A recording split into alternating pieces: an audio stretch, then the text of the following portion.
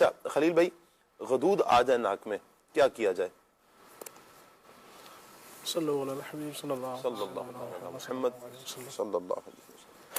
इसमें यह है कि नाक से मुतल्लिका जैसे चीज़ें होती हैं, बाद लोग कहते हैं कि हड्डी बढ़ गई जी, तो वो ये जुमला इस्तेमाल कर रहे होते हैं कि नाक की हड्डी बढ़ गई, सही, और गुदूद बढ़ गए, इस तरह की गुफ्तगू होती है। तो इसके पीछे यही होता है कि नाक में अंदर वरम होता है, स्वेलिंग होती है, तो उसको हड्डी बढ़ना कह देते हैं। तो इसका इलाज तो बाकायदा किसी अच्छे तबीब से मिलकर, और इसमें कुछ टाइम लगता है अच्छा, इस इलाज में, क्योंकि ये एक दिन में नहीं होता ऐसा कि बंदा रात को सोया, बुखार हुआ या कोई और नज़ला हो गया, सुबह उसने 1-2 दिन की दवा खाई तो ठीक हो गया। ये बात चीज़ें ऐसी होती हैं कि जो बाकायदा जिस्म में पल रही होती हैं, वो और दिन ब दिन मज़ीद जो है वो बढ़ती जाती हैं, फिर जब बाकायदा एक मर्ज़ बन जाता है तो फिर वो सामने आता है। तो इसी तरह से ये जो नाक के गुदूद वगैरह है, तो इसके लिए बाकायदा किसी अच्छे तबीब से मिलकर इसका बाकायदा इलाज करवाया जाए। इसमें मैं कुछ परहेज़ अर्ज़ कर देता हूँ कि अब जिसको वो गुदूद कह रहे हैं वो गुदूद है या नहीं है, तो ये भी एक चीज़ होती है कि हम कुछ समझ रहे होता कुछ है। तो इसमें यह कि बाहर बच्चे जो बाहर की ये पापड़ वगैरह इस तरह की बाहर की जो गैर मायारी चीज़ें होती हैं खाने पीने की, उसमें सभी आ गई। और इसी तरह से मज़े उम्र होती है बच्चे की थोड़ी बड़ी होती है तो मज़ीद और चीज़ें खाता है लेकिन ये है कि हमारे यहाँ 3 साल का बच्चा भी ये पापड़ और ये बाहर की चीज़ें तो खा ही रहा होता है इस तरह की, तो वो गैर मायारी घी में बनी हुई होती हैं।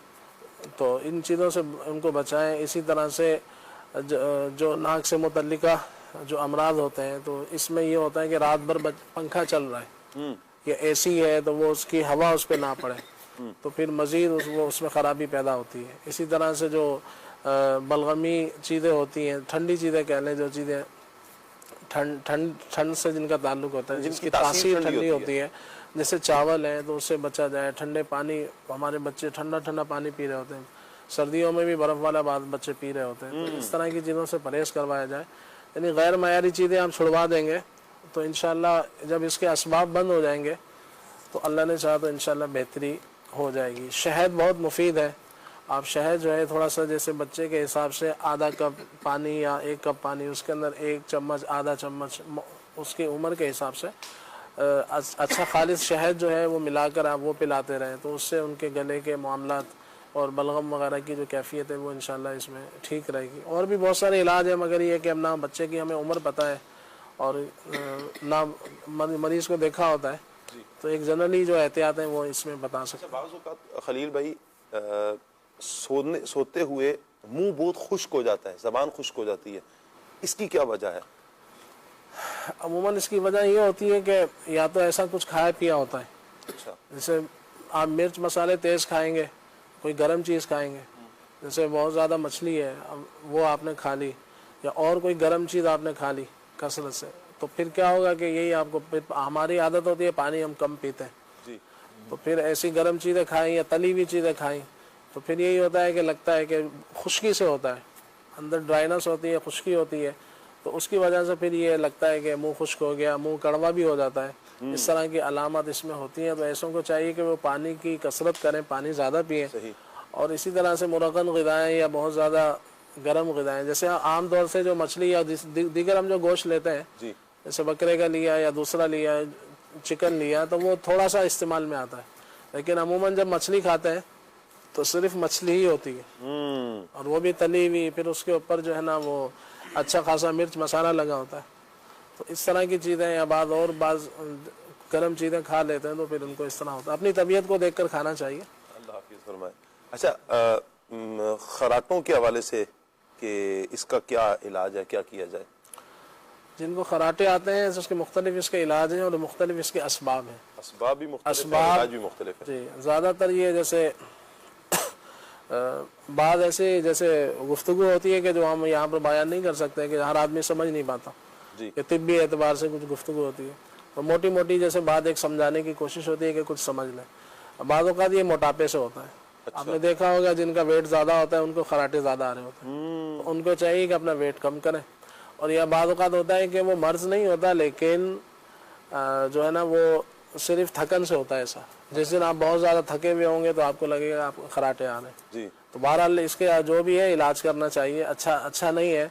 और कभी सफ़र होता है, हम मैंने किसी ने बताई है तहकीक के एक तलाक की एक रेशो इस वजह से भी है। अल्लाहु अकबर। हमारे यहाँ नहीं है इस्लामी मुआशरे में, अल्हम्दुलिल्लाह हमारे इस्लामी मुआशरे में नहीं है, लेकिन है जहाँ है। अच्छा। लेकिन ये कहीं होना नहीं चाहिए इस तरह का जो खराटे वगैरह है, तो इसका इलाज करना चाहिए बाकायदा। तो अब जो शख्स है वो जिसका वेट ज़्यादा है, अब वो फिर खाते भी ज़्यादा हैं, उसका एहतिमाम भी नहीं कि वेट कम हो, तो वेट कम हो जाता है। आपने देखा होगा कम वेट वालों का खराटे कम ही होते हैं।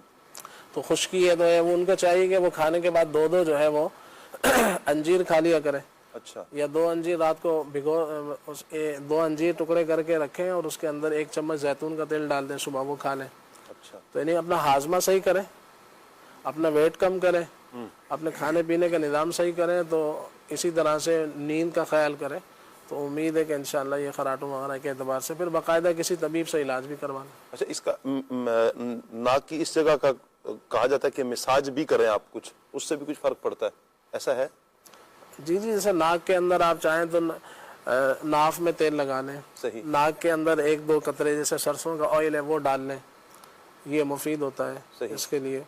तो इसी तरह से अपना खाना पीना, मेन खाना पीना अपना सही करें तो इंशाल्लाह इससे फ़ायदा होता है। खुश्की बॉडी में होती है, बाद औक़ात ड्राइनेस बड़ी भी होती है, ऐसी ग़िज़ाएँ खा रहे होते हैं तो उससे ऐसा बिरयानी ही खानी है, वो भी मिर्च मसाले वाली तेज़, तो आलू खाने साथ, तो इस तरह वो उनकी एक आदत होती है जी। तो फिर बाद औक़ात इस तरह के अमराज होते हैं। तो अंजीर का इस्तेमाल भी मुफीद है, सही, वो करें और कब्ज़ ना रहने दें। सही। पेट सही साफ होगा तो बहुत सारे अमराज वैसे ही करीब नहीं आते। सही। एसिडिटी की वजह क्या है और इसका इलाज क्या है? सीने की जलन, एसिडिटी। देखिए, सीने की जलन का ताल्लुक अगर देखें तो ज़्यादातर अपने हाथ में ही। अपने हाथ में? ये सब कुछ अपने ही हाथों के हैं करतूत। सच है कि जैसे कि जो लोग सादा ग़िज़ाएँ खाते हैं जी, तो उनको अमूमन जो है ना ये इस तरह की जलन और ये मामलात नहीं होते। तो अब अपनी ग़िज़ा पर गौर कर लें, आपके घर में ऑयल कौन सा इस्तेमाल होता है, सबसे पहले इस पर गौर कर लें। बेहतर है कि आपका देसी घी हो, वो तो हर बंदा अफोर्ड नहीं कर सकता, तो फिर आप कम से कम सरसों का इस्तेमाल करें, वो भी अच्छा मायारी। तो ये खाने के एतबार से बहुत ज़्यादा मुफीद ऐसा ऑयल है, इसको देख लें। इसी तरह से फिर आपने जो खाया है वो कितना खाया है, फिर आपके यहाँ जो मिर्चें इस्तेमाल होती हैं, जो मसाले इस्तेमाल होते हैं, इसकी मिकदार कितनी है, इसका मयार क्या है, उसको देख लें। फिर इसी तरह से जब आप खा रहे हैं उसको अच्छी तरह चबा के खाया, नहीं खाया उसको चबाना। फिर खाने के साथ पानी पीने से परहेज करना चाहिए, खाने से आधा 1 घंटा पहले पिए या बाद में पिए, बीच में थोड़ा बहुत पीने में हरज नहीं है, इसको देख लें। फिर बाद लोगों के आप घी तेल का इस्तेमाल बहुत ज़्यादा होता है, बाद ऐसी बिरादरियाँ होती हैं वो बहुत ज़्यादा मिर्चें इस्तेमाल करते हैं तो सीने में जलन होती है। बाद लोग जैसे मैदे से बनी चीज़ों का इस्तेमाल करते हैं, बादों को चाय तेज़ाबियत कर रही होती है, नहीं तेज़ाबियत वाली चीज़ लेंगे, सीने की एसिडिटी वाली चीज़ें लेंगे तो फिर जाहिर बात है कि उसने जाके अंदर तेज़ाबियत ही पैदा करनी है। तो ऐसे तेज़ाबियत वगैरह हो तो आप खीरे का इस्तेमाल कर सकते हैं, दूध का इस्तेमाल कर सकते हैं मौके महल से, दही के अंदर पुदीना ज़ीरा वगैरह डालकर वो इस्तेमाल कर सकते हैं। कोई फ्रूट है वो इस्तेमाल कर लें, तरबूज है, खरबूजा है, अमरूद तेज़ाबियत के लिए बहुत ज़्यादा मुफीद है। थोड़े से आजकल अमरूद का मौसम भी है, कब्ज़ के लिए अमरूद बहुत मुफीद है, कब्ज़ भी रहती है, तेज़ाबियत भी रहती है, सीने में जलन है तो इसके लिए अमरूद आप रोज़ाना आधा किलो खा लें जी, सस्ते भी हैं। दवा के तौर पे अगर आपको 100 रुपए के भी 200 रुपए किलो, 200 रुपए किलो है ना, अगर 100 रुपए की रोज़ आप दवा खा रहे हैं तो क्या महंगी है। असल मैंने कल ही ली है इसलिए मुझे मालूम है। तो बादों का हम इससे पीछे हट जाते हैं। 200 रुपए 200 रुपए आपको दवा के तौर पे ले लें जी। अगर दवा लेने जाते हैं एसिडिटी की किसी के पास तो आपको 400-500 रुपए देने ही पड़ेंगे ना। ऐसे ही है। तो इस तरह ये फिर नेचुरल चीज़ है, अच्छी चीज़ है, ये इस्तेमाल कर लें। तेज़ाबियत के लिए अनार बहुत ज़्यादा मुफीद है, कब्ज़ ना होने दें। तेज़ाबियत अल्सर की तरफ भी लेकर जाती है? बिल्कुल, इसका दूसरा नाम क्या लें आप? अल्सर, यानी तेज़ाबियत का दूसरा नाम अल्सर है। अल्सर क्या है? असल नाम तो सुना होता है, बाज़ों का मदनी चैनल के नाज़रीन को भी मालूम होगा कि अल्सर है, अल्सर है, अल्सर है। अल्सर क्या है, इसके नुकसानात क्या है, किस हद तक ये नुकसानदेह साबित हो सकता है? अल्सर आमतौर से जो एक मोटे मोटे अल्फाज में कहा जाता है वो ये है कि मैदे के अंदर ज़ख़म होते हैं। ज़ख़म, मैदे के अंदर ज़ख़म होते हैं, उसके मुख्तलिफ जैसे फर्स्ट स्टेज है, तो वो थोड़ा बहुत जब भी आपने कुछ खाया फौरी अंदर जलन, कुछ भी खाया जलन, तो फिर ये बढ़ते बढ़ते बढ़ते बढ़ते मजीद आगे बढ़ जाता है। तो फिर इसमें मैंने बाद ऐसे मरीज देखे हैं कि जिनका फिर ये मैदे की जो अंदरूनी दीवार होती है ना वो इससे मुतासिर होती है, जी। तो फिर ये बढ़ते बढ़ते मैदे के अंदर सुराख तक हो जाते हैं। अल्लाह अकबर। तो फिर उसको कवर करना काफ़ी मुश्किल होता है बज़ाहिर दवाओं के एतबार से। सही। तो इसलिए अगर किसी को ऐसा है तो वो जो है ना कोशिश करे कि इसका बाकायदा इलाज करे, अपने खाने पीने की एहतियात करें और खून को गाढ़ा होने से बचाए अपने, ऐसी चीज़ों का ग़िज़ाओं का इस्तेमाल ना करें। जिनको अल्सर रहता है तो वो बड़े का गोश्त, तेल मिर्च मसाले, तली हुई चीज़ें, बेकरी के आइटम, मिठाई के आइटम और ख़ास तौर से बाहर की चीज़ें, घर से बाहर जो आमतौर से खाते हैं, भले वो आपको बाजार जितनी भी अच्छी लग रही है लेकिन उससे बचना बेहतर होता है। तो ऐसे लोग जो है ना वो रोज़ाना खाने के बाद जैसे खाने के साथ बंद गोभी का इस्तेमाल करें। सही। मेरे आका शेख तरीक़त अमीर अल-सुन्नत दामद बरकातुहुम आलिया ने अल्सर का इलाज एक लिखा है घरेलू इलाज किताब में कि बंद गोभी, जी। बंद गोभी जो होती है जी। ये तीनों टाइम खाने में इसको बनाकर खाएं अच्छा। बतौर सालन, और इसका जैसे जूस निकाल लें बंद गोभी का, वो भी एक एक गिलास पी लें, आधा आधा गिलास पी लें, मौके महल से तबीब से मशवरा करके इसको पी लें 15 दिन के करीब आसपास। तो और जबकि परहेज भी करें तो अल्सर के मर्ज से इंशाल्लाह फ़ायदा इंशाल्लाह हो जाएगा। अच्छा, जिनके अच्छा आप बात मुकम्मल फरमाएं। जी जी, तो ये इसको बढ़ने ना दें कि अच्छी चीज़ नहीं है। मैदा ठीक है तो बहुत कुछ ठीक है, अगर मैदे के अंदर खराबी है तो बहुत कुछ खराबी होती है। फिर ये कि लोग ठीक क्यों नहीं हो पाते अल्सर के मामले में कि उनका परहेज नहीं होता। सही। तो वो फिर यूं दोनों चीज़ें परहेज भी ना करें और सिर्फ दवा करें और चाहें कि मर्ज ठीक हो तो मुश्किल होता है। अल्लाह आफियत फरमाए। एक आखिरी में सवाल आपसे तिब के हवाले से लूँगा, जिनके मुंह से बदबू आती है इसका क्या इलाज है और इसके असबाब क्या है, क्यों मुंह से बदबू आती है, और फिर इसका इलाज भी इरशाद फरमाए।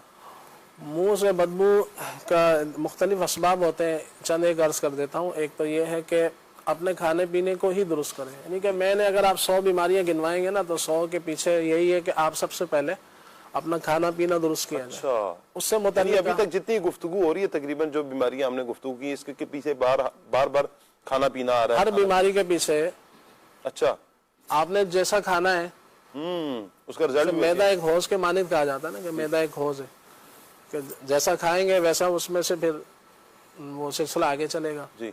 तो इसलिए ये जो मुंह से बू आती है इसका एक सबब तो ये होता है कि मैदे के अंदर गर्मी होती है, मैदे के अंदर ख़राबी होती है, तो मैदे से इसका ताल्लुक ज़्यादातर होता है।